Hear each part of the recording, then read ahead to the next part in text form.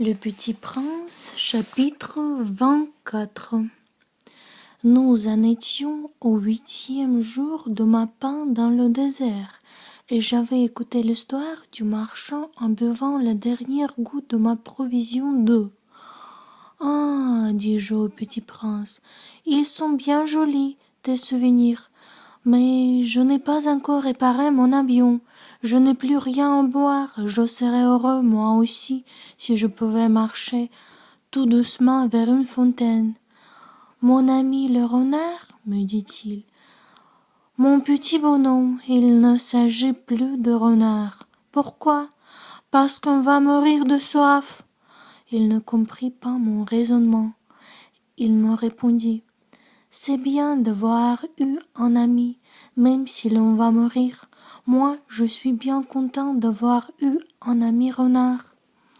Il ne mesure pas le danger, me dis-je. Il n'a jamais ni faim ni soif. Un peu de soleil lui suffit. Mais il me regarda et répondit en ma pensée. J'ai soif aussi. Cherchons un puits. J'eus un geste de lassitude. Il est absurde de chercher un puits au hasard dans l'immensité du désert. Cependant, nous nous mîmes en marche. Quand nous eûmes marché des heures en silence, la nuit tomba et les étoiles commencèrent de s'éclairer. Je les apercevais comme un rêve, ayant un peu de fièvre à cause de ma soif.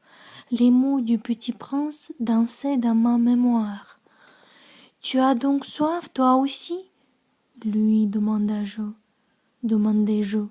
mais il ne répondit pas à ma question. Il me dit simplement « L'eau peut aussi être bon pour le cœur. »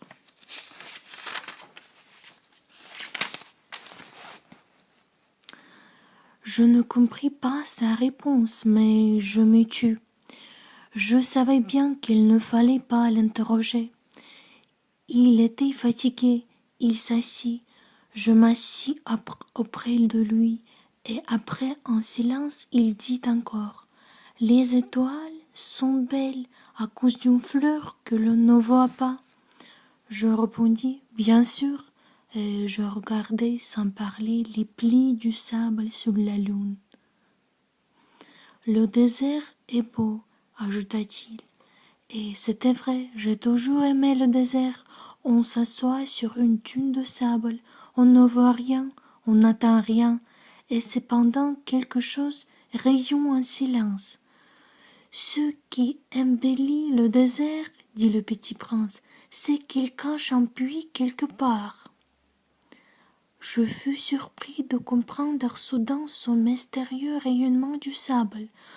Lorsque j'étais petit garçon, j'habitais une maison ancienne, et la légende racontait qu'un trésor y était enfoui. Bien sûr, jamais personne n'a su le découvrir, ni peut-être même ni la chercher. Mais il enchantait toute cette maison. Ma maison cachait un secret au fond de son cœur. Oui, dis-je au Petit Prince, qu'il s'agisse de la maison, des étoiles ou du désert, ce qui fait leur beauté est invisible. Je suis content, dit-il, que tu sois d'accord avec mon renard.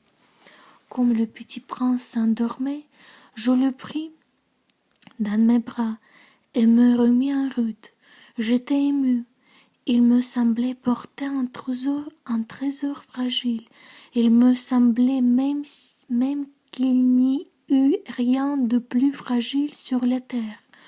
Je regardais à la lumière de la lune, ce front pâle, ces yeux clos, ces mèches de cheveux qui tremblaient au vent, et je me disais, ce que je vois là n'est qu'une écorce, le plus important est invisible. Comme ses lèvres entr'ouvertes et bouchées en demi-sourire, je me dis encore, ce qui m'émut si fort de ce Petit Prince endormi, c'est sa fidélité pour une fleur, C'est l'image d'une rose qui rayonne en lui comme la flamme d'une lampe, même quand il dort. Et je le devinais plus fragile encore. Il faut bien protéger les lampes. Un coup de vent peut les éteindre.